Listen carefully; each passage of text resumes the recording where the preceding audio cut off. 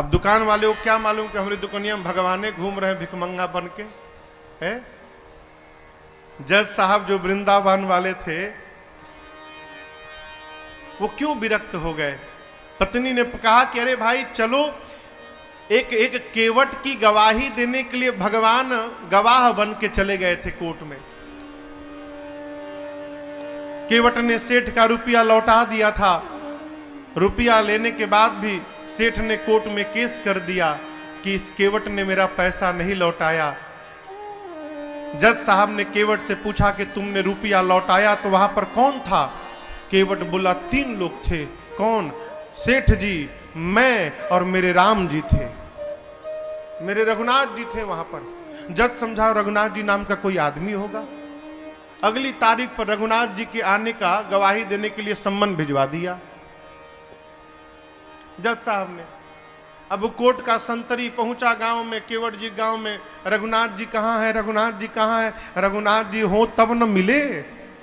एक आदमी ने कहा देखो रघुनाथ नाम का आदमी तो नहीं है, रघुनाथ जी का मंदिर एक है जहां केवट रहता है। मंदिर के बाहर पुजारी जी बैठे थे। संतरी ने पूछा कि रघुनाथ यहीं रहता है क्या? पुजारी जी बोले हाँ भीतर रहते हैं। ये पकड़ो, उसके नाम का संबंध है, इतने तारीख को गवाही देने पहुंचेगा कोर्ट में। अब पंडित जी सोचे जब भगवान गवाह बनने के लिए तैयारे हो गए हैं तो हम कौन होते हैं बीच में रोकने वाले। पंडित जी सम्मन ले लिए और ले जाकर ठाकुर जी के चरणों में रखकर बोले प्रभु आज तक आपके लिए मिठाई आया, आज तक आपके लिए आभूषण आए, आज तक आपके लिए वस्त्र आया, पहली बार प्रभु आपके नाम का कोर्ट से सम्मन आया है।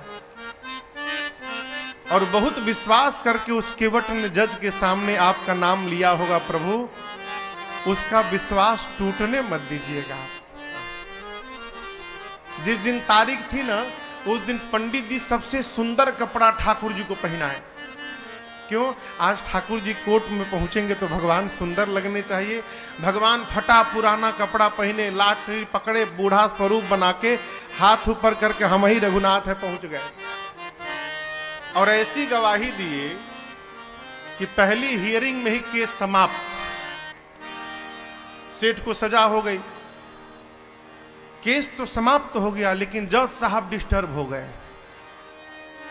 सोचने लगे भाई आज तक तो ऐसा कोई गवाह आया ही नहीं जो एक ही बार में केस को ही समाप्त कर दे। कोर्ट से निकल के अपने चेंबर में गए, केवट को बुलाकर बिठाए। बोले ये बताओ कहां रहते हो तुम?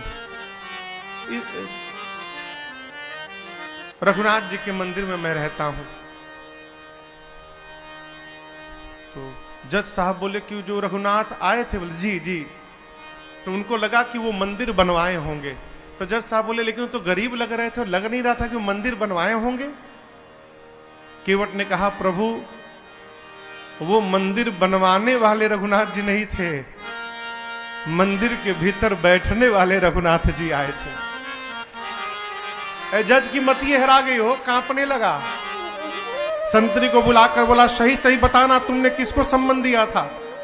बोला सर माफ करिएगा सर, रघुनाथ नाम का आदमी नहीं मिला, रघुनाथ जी का मंदिर था, मंदिर में पुजारी जी को देके चला आया था मैं। तो जो आए थे वही पुजारी, नहीं पुजारी जी ये नहीं थे, दूसरे थे। जज को पूरी बात समझ में आ गई। घर गया और दरवाजा बंद करके जज साहब रोने लगे। पत्नी ने आकर पूछा क्यों रो रहे हो? पूरी बात बताए। पत्नी ने कहा इसमें रोने की कौन सी बात है? अरे मान लो धोखे में ही दर्शन हुआ, तुम तो भाग्यशाली हो, तुमको दर्शन तो मिला, नाचना चाहिए।